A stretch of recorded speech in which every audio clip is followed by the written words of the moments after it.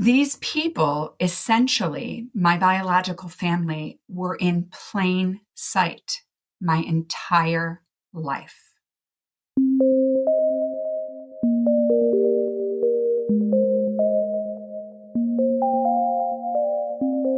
Hello, you are listening to NPE Stories. This is a podcast where NPEs can share their story. I am your host, Lily, and I found out I was an NPE through an Ancestry DNA test that changed my life forever. NPE is a term that stands for Not Parent Expected or Non-Paternal Event. This means that one or more of our parents are not who we believe them to be. NPE Stories is a podcast where NPEs can share their story of what their original family was like, how they found out they were an NPE, and what their journey has been like since the day they found out. Welcome to episode 194. And today I am speaking with Margo. Hi, Margo. Hi, Lily. Thank you for having me. Thank you so much for doing this.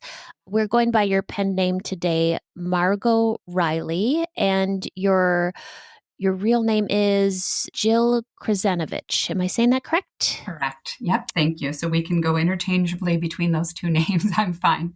Wonderful. Margo Reilly pen name. So are you an author? I am an author. I actually published a book in 2022, right at the start of 2022, and it was a memoir about a bit of this life I'm going to fill you in on now. And at the time, I did not have the NPE experience under my belt. So that book is a little bit of a precursor to the story we're going to hear today. What was the name of that book? That book is called When the Apple Falls Far from the Tree, and it was basically a story of being raised in a chaotic childhood and upbringing and turning out to be quite different than my parents. And of course, now we know why that is. So you have to do an update on that. Are you writing about your NPE experience? I am. Quite literally, when I finished writing that last memoir and published it is when I embarked on my NPE journey, which has been now a total of 2.5 years. And I have been writing through the rawness of all of it. And I should be completed with my manuscript here this spring, and I'm hoping that it will come out later this summer. And since the first book was titled When the Apple Falls Far from the Tree, this memoir is going to be called When You Shake the Family Tree. Oh my gosh, I can't wait to read it. Good for you for writing about this experience. We need more resources, more content, more books in our little community. So I can't wait to read it. And thank you for putting in the time to do that. Thank you. I agree that the resources are so important. These podcasts, these books, these authors that are out there telling their story, that's basically how I've gotten through in the past 2.5 years. And so I feel that I want to contribute to that. So hopefully it will help somebody else along their healing journey. It really will. And so let's get into learning more about your childhood. Why don't you tell me who was in your family of origin and what that was like for you? All right, will do. Well, I am 49 years old. I was born in 1974 in a small city just south of Buffalo, New York. I'm a middle child. I have 2 brothers, one of which is 2 years older than me, and one of which is 3.5 years younger than me. And I wish this is where I could insert an origin story of a lovely, normal-ish childhood. But the truth of the matter is, I grew up in a very toxic and chaotic household. My parents could not stand each other whatsoever from what I can remember as a child. And to be honest with you, I don't really recall anything about us as a family unit per se. It was always either we were with my mother or with my father or a babysitter or grandparents or whatever. So I don't really have much recollection of any good times, if you will. My parents were both severe alcoholics. My father was a very hard worker, and he worked whenever he could. He worked at a factory just down the road from us, so he was gone putting in a lot of hours. And when he was home, he was drunk. He drank a lot. He played musical instruments, several of them, and was always jamming out and had buddies over to jam out with him, and kind of was in his own little world when he wasn't working hard. My mother was pretty much missing in action as I was a child. I don't remember her being home very often. She was always gone. We had a ton of babysitters, several of which who actually lived in the household with us at times. And as I mentioned earlier, we were either there with my mom, who would be there briefly, we would be with my dad, who was, home drinking and partying it up, or we would be with these babysitters, but never really with a unit of adults at the same time. My mother was a waitress and a bartender at several local establishments. And she was also a pretty big drinker and partier. So she was always gone into the wee hours of the night. And I can remember many, many times as a small child when she would get home in the middle of the night, the house erupting in very crazy verbal fights about where she had been and who she had been with and why she wasn't home sooner. So when I recall my parents as a family, that's basically what I remember about them. I don't have anything fond to remember. And I do remember as a small child really starving for the attention of both of them and never getting it. My mother lived a very promiscuous party life, as I said. There was tons of fighting going on there. And my earliest childhood memory is actually a really, really traumatic one.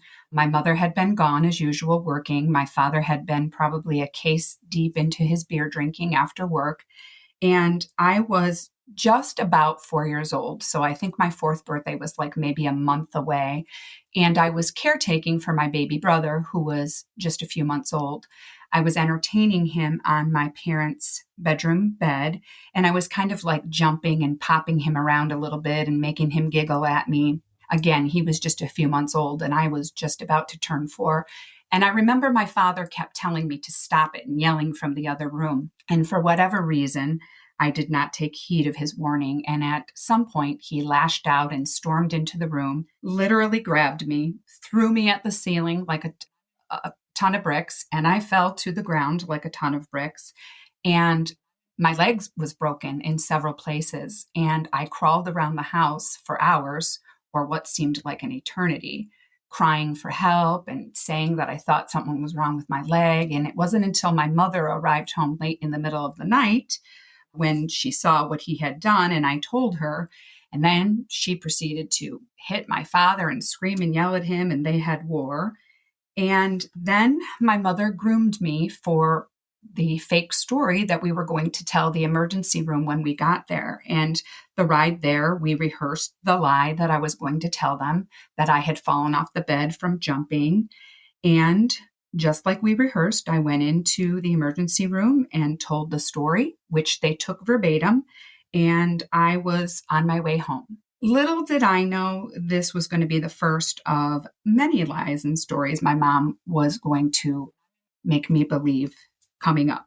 So I'm happy to say my father never abused me again after that. It was a very isolated incident, and he definitely had remorse for doing that. But I can also say in hindsight that that is where I disconnected from my father. Now, in retrospect, looking back, things were never the same, obviously, after he hurt me to that degree. And my parents divorced a short time later when I was just about 6 years old. My mother was actually having an affair with a man who she was sneaking into our house while my father was still there, type thing. Like he would leave for work and this guy would come, and it's a horrible story, but I was even asked to leave my bedroom once so that they could come hang out in my bedroom while I was sleeping down the hall in my brother's room. And so again, very traumatic memories and experiences with my mother's behavior and, her lack of parenting and concern at that time. So while we were children that were fed and not starving, and we did have a small little house and clothes on our bodies, we really didn't have any parental guidance or anybody who was looking out for us first. Now, when my parents divorced, that's when things actually got really super chaotic. As if that life wasn't bad enough, my mother soon got married to this monster that she was having this affair with. And I say monster because this man who would soon become my stepfather was an abuser. And he began to daily beat my mother, daily, every day. And these fights would happen. They wouldn't just be little altercations. They would be bludgeoned fights. Somebody was always hurt. Something was always broken. There was always a hole in the wall or something horrible to prove what had just gone down.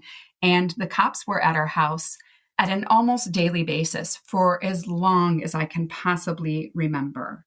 And when the two of them fought each other, nobody ever said, like, you kids get out of here and go to your bedroom. Or my mother never said anything to him like, stop it, the kids are here, they're watching. It was literally as if we were invisible. And of course, as small children, we would cry out, stop touching my mother. I can still remember, God bless him, my older brother trying to protect my mother and kind of getting thrown out of the way. While this man never beat us physically, he always tortured our mother right in front of us. And the more we would beg for it to stop, it seemed like the more my mother would just lash out and antagonize him so that it would just keep going on and on and on. So for the very formative years of my youth, this is what we watched go on. And everybody knew what was happening in our walls. You know, CPS would visit me at school, the neighbors would check in on us kids, but inevitably, we were pretty much left there to watch this for a long time. Now, we did have visits with my raised father at this point. He would get to see us on Saturdays. So from like 1 to 7 p.m., he would pick us up and then bring us back home. However, my mother was really sick and twisted in her ways. So I can remember a lot of the times when he would come to pick us up for our Saturday visit, she would pull down the shades and lock the doors and let him knock and knock and knock and tell us to be quiet and didn't want us to go with him. And I don't recall what the stories were, but she used to tell us like little lies and reasons why we shouldn't go with him that day or why we can't go with him that day, trying to like turn us against him. And he did know the level of abuse and chaos that was going on inside of our house. He tried to call the cops and CPS many, many times. But, you know, back in the 80s, moms had the parental rights. So she had full custody of us. And law enforcement, they just didn't interfere with domestic disputes like they do now. Like they would come to the house, my mother would be clearly a bludgeoned mess, and she would be like, well, I'm not going to press charges on him. And so they would basically get in their car and leave. And once again, it didn't matter that us kids were like sitting there in the periphery, you know, like nobody ever said, well, can I take these kids somewhere? Or we just were left there in disbelief. Like, really, you're not taking this crazy man away that just beat the heck out of my mother? Or really, you're not putting us in the car to go deliver us to our dads or our grandparents or something? So I have to add here, too, there was a short period of time when they even kidnapped us and took us to Florida for a short time. I think it was just under a year, and I was about 9 years old. Now, mind you, this is back in the days when there wasn't GPS and internet and stuff, so it's not like my father could just figure out what she did. She basically, in the blink of an eye, packed up a U-Haul and moved us to Florida and didn't tell anybody where we were because she didn't want my dad finding out.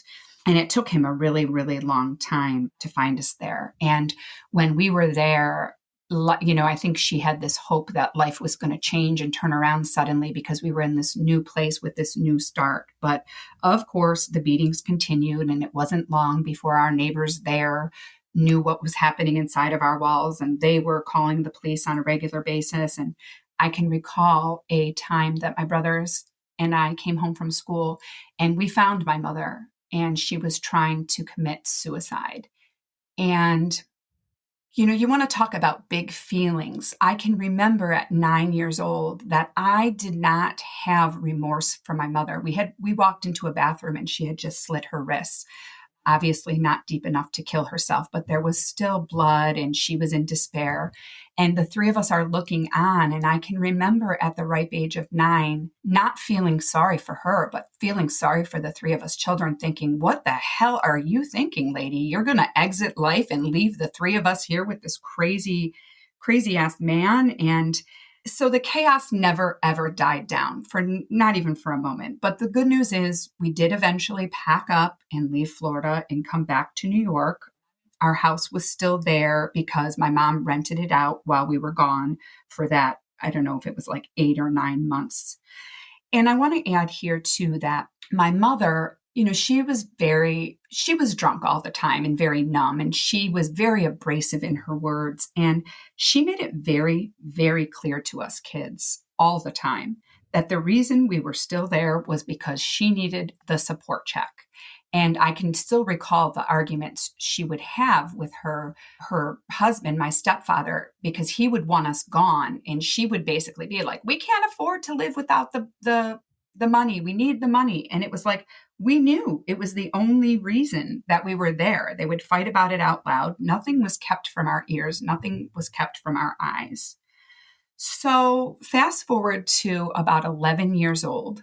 And I guess this is where you could say I had my first ever glimpse at being an NPE. Now, of course, in hindsight, I did not know that the caliber of all of this, but this is the clue that happened. So at about 11 years old, I was more like an 11-year-old, 21-year-old, and I had gotten into a heated argument with my mother. And I can remember I threatened her and said something like, I'm leaving. I'm going to go live with dad. And she said something back to me like, go ahead. He's not your father anyway. And she even then blurted out the name of a man.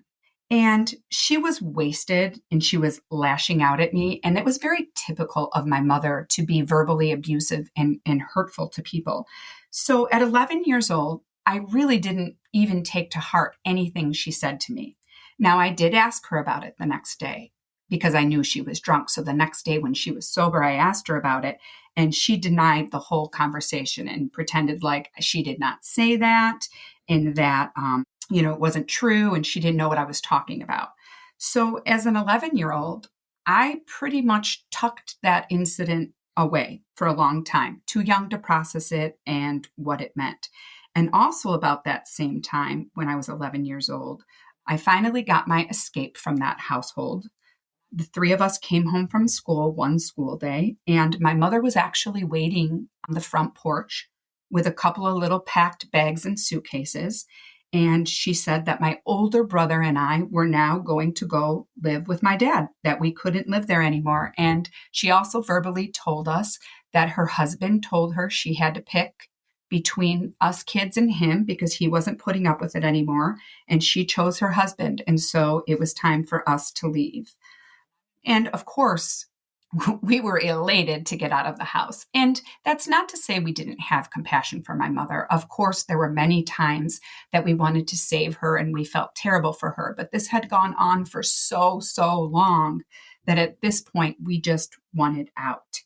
And, a person might be thinking here, well, why you two older kids and not your little brother? And so this is a good place, I guess, to insert the fact that my little brother is an NPE also. The difference is his was public knowledge. It was not really talked about per se, like nobody sat us down and said it, but we all knew it. And it was evident to like my grandparents that my older brother and we went there. And when my little brother was first born, he did not go there for a really long time. And he wasn't as close to them as we were, even though they were loving and accepting.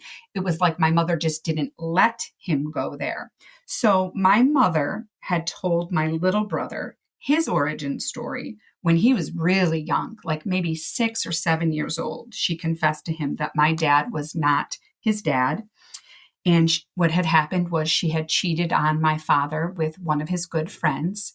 And so when she was pregnant, she told my father the truth. And my father, I'm sure they had a tumultuous relationship when all of that went down. But in the end, my father was going to assume the baby as his and raise the baby as his. But my brother was told this story. So in my defense, when my mother had said that thing to me that day about my dad possibly not being my dad, and then me questioning her about it the next day, when she said, I don't know what you're talking about, that's not true, I believed her because I thought, well, if my little brother's not my dad's and he knows about it, then I would know about it too, because clearly it's not a big secret. And so that was one of the tallies I put in the box that it all must have just been, a lie and her lashing out. So my brother and I go to my older brother and I go to my dad's house, and he had also remarried, and he had a wife and he had four stepchildren living in his house. There really wasn't space for my brother and I.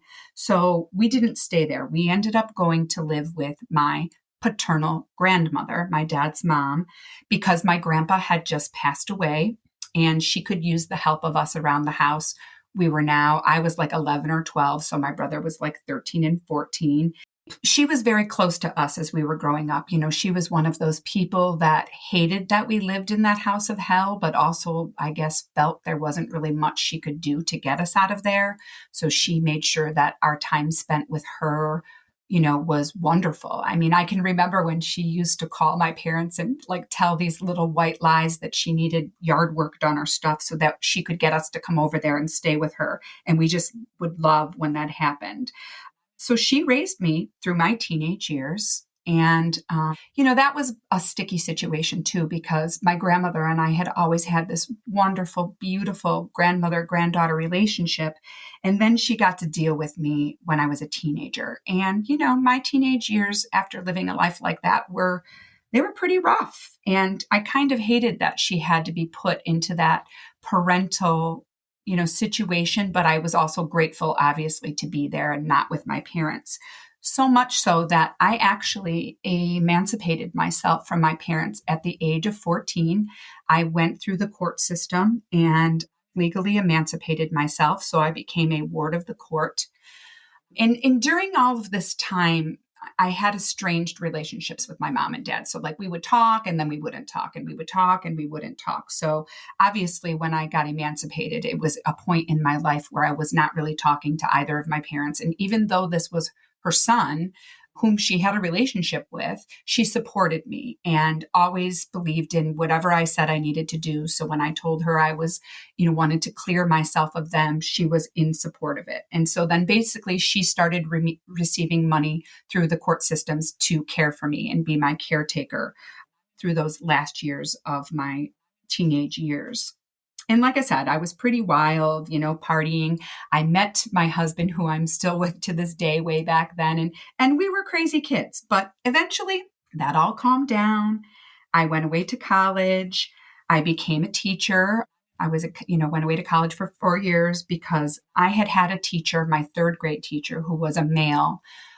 He was one of the greatest influences of my life. And I adored him so much that when I was a third grader, I made a decision I was going to grow up and become a teacher just like him. And so I went to college, and then I actually got hired in my hometown school district. And I got hired at the exact elementary school that I went to. And my third grade teacher was still working there. So it was like this wonderful full circle moment. He soon after that retired, and I was able to give his retirement speech and share what a wonderful hero he was in my life during such a difficult time. So that was a wonderful thing. And, I started my family and led my normalish life here in my hometown. But I will say, I obviously had issues throughout my adulthood, some of which I could chalk up to my childhood trauma and some not so much. I had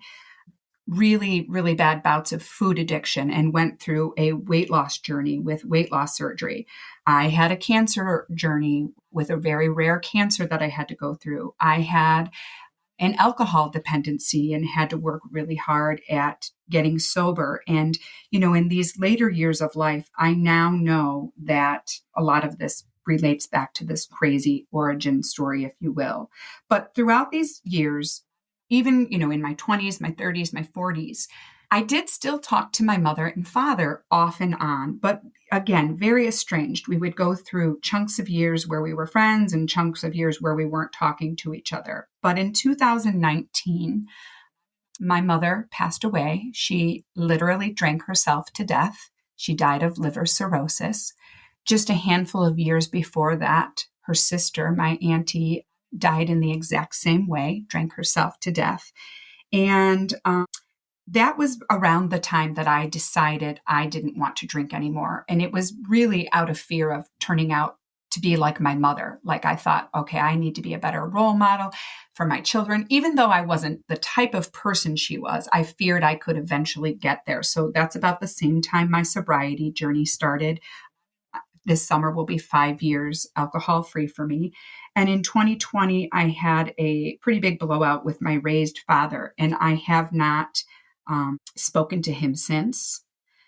So, there were times throughout life that I absolutely pondered what my mother had told me way back in that day when I was about 11 years old, but it didn't plague me. Even when I had my rare cancer diagnosis in 2013, I was actually talking to both of my parents then, and nobody, including me, nobody thought, well, maybe this would be a good time to tell her anything. Her medical records are all wrong.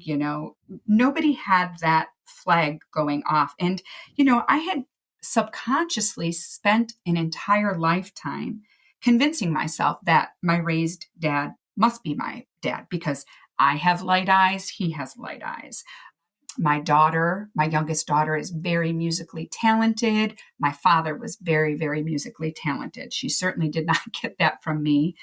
When I was diagnosed with a rare head and neck cancer, my father's mother, my grandmother that raised me, had passed away from a head and neck cancer. And even though it wasn't the same exact one, I had built this case for, well, maybe, just maybe, he is my father. So that brings us to pretty present time. When my mother died and I was estranged from my father, I said, I didn't say this. I forgot. I was actually taking a course. I was taking an online course with like a life coach, and she had posed the question to us one day. Okay, she said, we're going to do a journal prompt. And the journal prompt is this: a doctor is walking into the room and he's giving you 24 hours to live. I want you to write down what your top 3 regrets would be if you found out you were going to die tomorrow. And I quickly grabbed my pen and I jotted them down. And then when she came back to the course, she said, now everybody look down at your paper and I want you to pick one that you can do something about right now, this minute, today. And I looked down at my paper and my paper said, I do not want to die without knowing my father is really my father or not. So that day in 2021, I made a conscious decision that I was going to find my truth. So I knew what to do then. I immediately telephoned my brother and I asked him to do an ancestry test with me, my older brother. And I've got to admit here, at the time, I had only ever heard of Ancestry. I had no idea what the kit entailed. I definitely had no idea what the website entailed. I just called him and I said, look, Jeff, I had a revelation. I want to know if dad is my dad as well. Will you be willing to take an ancestry test with me? And he agreed because he's kind of a history buff and likes all of that genealogy stuff. And I knew that would be a selling point for him. So we got the kits, we did the swabs, and we sent them off. Now, in my little bubble, I pictured I was going to get these results some weeks later that were just going to say like half brother, not, full sibling or half sibling. I never in a gajillion years had an inkling about what I was about to open up and discover. So when the email came that said, your results are ready, I was sitting home by myself. It was late in the evening. I was crashing on the couch and the email comes and I click on it, but I'm not too concerned or excited because my brother had sent his test in like a whole week or 2 after me. So I knew there was maybe they got my results, but they didn't have his yet probably in the system. So there was no oh my God, here we go. I didn't even get a little bit excited. And then I click and it says, see your results. And the first thing I see is my pie chart. And my pie chart wasn't very alarming because I was Polish and Irish, which I expected. But my raised father took a lot of pride in being very German. And I noticed that there was a minuscule amount of that. But it wasn't enough to alarm me because there was some there. And I thought, I know how family folklore goes. He was probably misinformed about, his ancestors, and he's just not as much as he thought he was. And then I saw the little tab that says, are your DNA matches? And literally up to that moment, I hadn't even contemplated the fact that other people out there that I'm related to had probably taken this test. So that's the first actual moment where I think my heart started sputtering and my butterflies were in my stomach, like, oh, of course, other people out there, might not be a lot of them, but somebody probably did it. And I clicked the button. And so this was 2021. And as we all know, the sites update and change and get, more and more scrutinous as time goes on. But my list populated, and my top two matches were the ones that my eyes fixated on. So my mother's sister's daughter, my first cousin, had taken the test, and she populated in the first spot. And in the second spot was the name of the man my mother gave me when I was 11 years old. And I, did all the things that everybody does when this happens. I went numb. I had an out-of-body experience. I laughed and cried. I was in shock. I couldn't believe this was happening. I felt validated. I felt disgusted. I couldn't even function, as I'm sure you can relate, Lily, and anybody else who's listening. I texted my husband, please get home. I just got my results. He was through the door in what felt like nanoseconds. And I can remember just turning the screen and pointing to the name, and then us going down the list and us seeing the names. So I guess this would be a good time to insert the fact that these names were familiar to us because these were names of people we knew.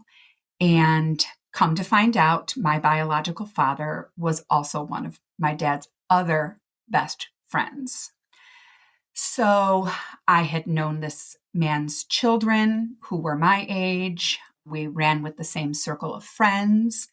But I think the thing that makes this all super crazy and a little bit unique to my NPE situation is that not only was this my dad's best friend, but it was his best friend that he grew up with, who lived right next door to him his whole life.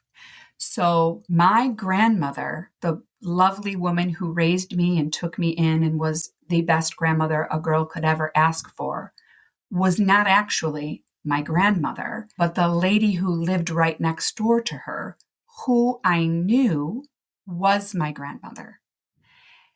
These people, essentially, my biological family, were in plain sight my entire life. And I will say with certainty that that has been the most difficult part of this whole thing, is that, some people are like, wow, how cool. Like, you actually saw your biological family, especially my biological grandfather. My biological grandmother died when I was 8 years old, but I had a really wonderful relationship with my grandma's next door neighbor, my biological grandfather. And now all I can think of is, oh my God, who knew this? Did they all know this?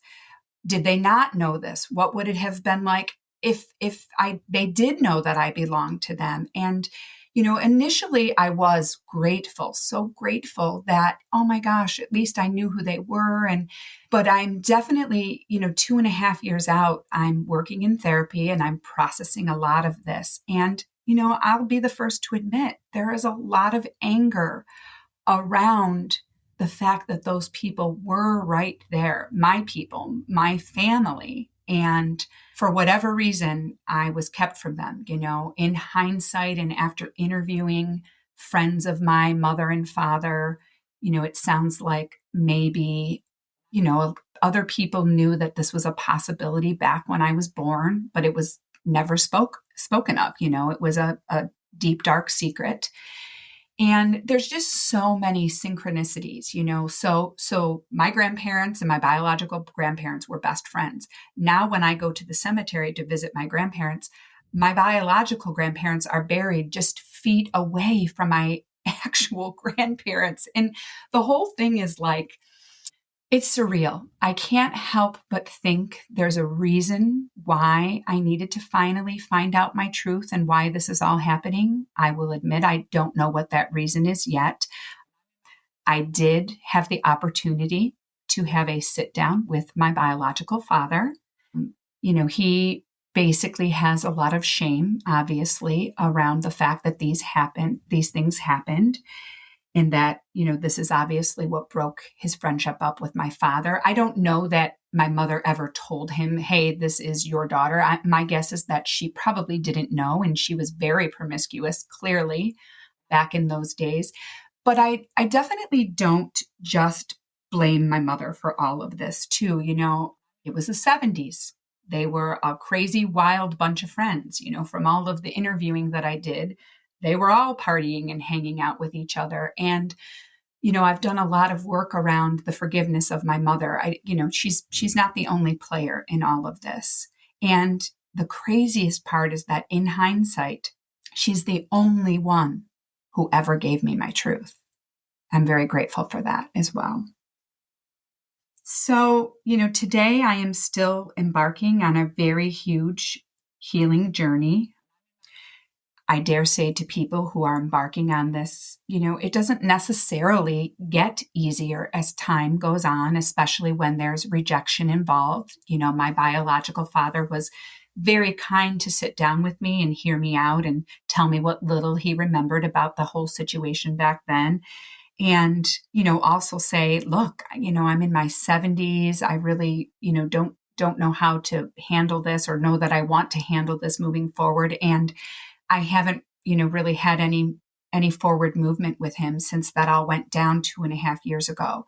However, he did give his blessing, that his sons were going to know the truth, and they do. And they're doing their best to honor me as the, new little sis, while still honoring the fact that their father, has secrecy and shame around the whole thing. So we're still very much kind of in an awkward stage, but there has been a little bit of forward movement, like with those boys. And I met some of the other aunts and uncles who, again, I knew when I was little as my grandmother's neighbors, who I'm now like, hi, uncle this, and hi, aunt that, it's me, your niece.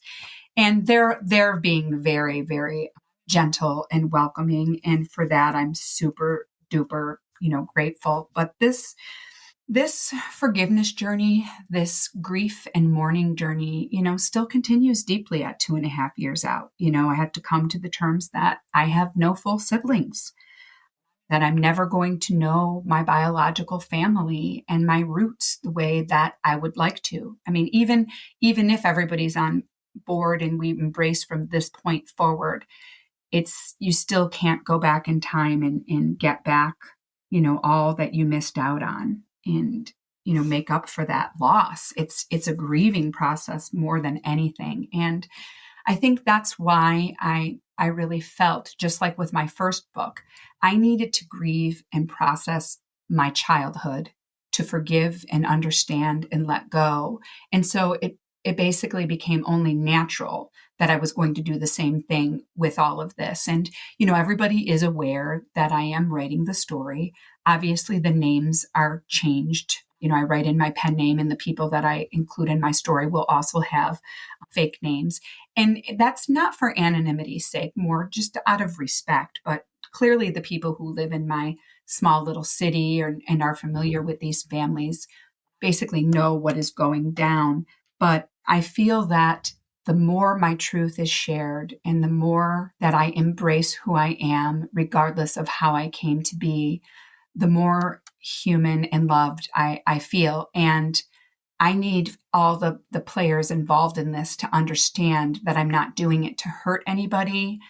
I'm not doing it to be selfish. I'm doing it because it's a necessary part of me evolving and coming to terms with the fact that I was, in fact, born of an affair, maybe even a one night stand, and kept a secret all this time, and I look at these people who look just exactly like me, and I think, oh my God, no wonder I had this estranged relationship with my raised father my whole life. I mean, I look exactly like these people.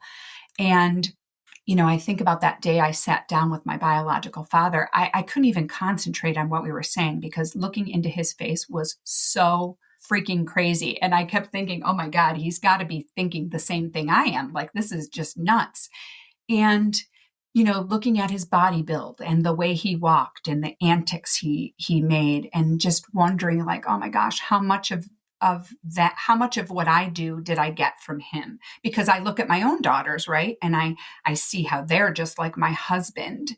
And then, you sit back and you wonder, well, is that because they were raised under the same roof, or is that like a family, DNA trait? And these questions just continue to run rampant. So I'm writing about them and processing them, and my story is almost done, and I'm hoping to share it with the world this summer. And I hope that people can come to the level of love and acceptance with their self that I have. In fact, I'm toiling right now with the subtitle of the book. The book is again going to be called When You Shake the Family Tree, but I think the subtitle is going to be something along the lines of A Story of Love and Acceptance Through a DNA Surprise. And hopefully that will resonate with a lot of the people who are tuning into this podcast who also need resources and healing. Sounds like you have found so much healing through writing, or as you say, grieving and processing through writing this memoir, writing this book. Has there been anything else that's been helpful for you in your healing journey? Definitely tuning in to all of these podcasts, not just giving a plug to you, but everybody who's out there doing them. I mean, there is just something astounding about being able to hear other people's stories. And even though they're so different, there's that common, theme of the lies and that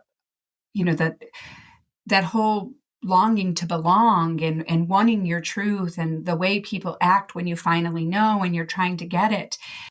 I also did the course with Eve Sturgis with her journal, which was a writing processing course. That was extremely therapeutic and also gave me a lot of the content that I will be using in my book. I do tune in to a lot of the group therapy sessions that these same podcasters offer on a monthly basis. I tune in and I share my story there. I'm hoping to someday make it to one of the retreats or the summits because you can clearly see the value in those things. And maybe someday I'll even have a chance to share my book once it's out at one of those things and connect with these people that I have been relying on.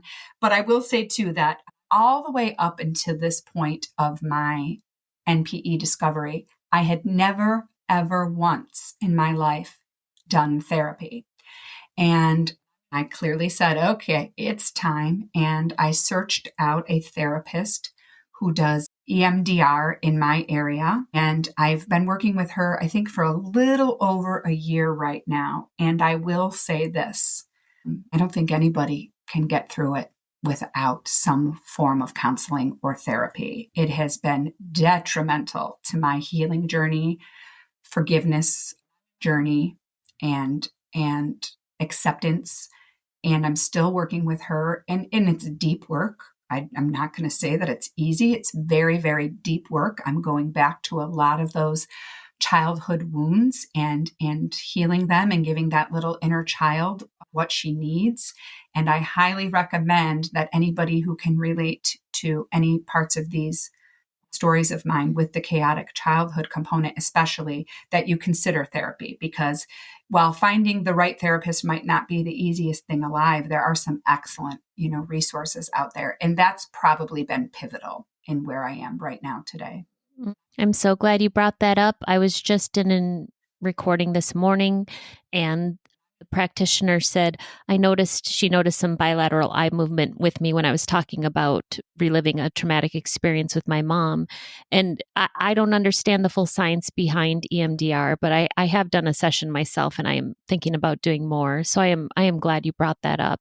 Yeah, I mean, it's very interesting, the different modalities that are out there. And, I basically, when I started my sobriety journey 4.5 years ago, that's the first time I tuned into things like meditation and stuff like that. And a lot of that my self rituals, my rituals here have also helped me to be more accepting and understanding and patient. That's the thing, is like we all want to hit the fast forward button to like where we're all healed and evolved and moved on from this mess. But the message is in the mess, and unfortunately there's a lot of truth to that, and it doesn't go away. It just morphs and changes and looks different, and we have to be prepared to continue to change our goggles as we go along, and it does begin to look different and morph and change. If people wanted to get in touch with you, could they do that? Absolutely. I am an open book, literally. I have a website, which is called justbeingjill.com, just like it sounds. When you go on there, you can find my contact information. It also has a link there about my first memoir, and there's a little blurb there about my upcoming memoir as well. So I hope that people will watch for the news on that. And you can subscribe at the bottom, because as I get closer to the launch of my book this summer, I will be, sending out newsletters and stuff to tell people about the book when it is ready to come out. But I am also on Facebook as Margo Reilly, the author, and that's Margo, Margo. Reilly is Reilly. So you can find me there as well. And I am Just Being Jill on Instagram as well. I will put the links for those down below. Thank you so much for giving us all this information. I'll admit it was really hard to listen to what you had been through as a little girl. My heart just went out for you, and I can completely understand why your first book is called When the Apple Falls Far from the Tree, because I don't know how to say this appropriately, but from what you have been through as a child, you just sound, I don't know, so healed, so mature. I'm really sorry for what you went through as a child, and thank you for going through all this today. I really appreciate you coming on and sharing this. Absolutely. Like I said, it's my intention to show other people that even though we are dealing with things like NPE stories or chaotic life circumstances, we always have the ability to work through and get to the other side. These stories are here for us to identify with. If you are an NPE and would like to share your story, email npestories@gmail.com. You do not have to give any identifying information. If you are an NPE and would like to share your story, I'd like to hear from you. Subscribe to this podcast to hear more. Come heal with us.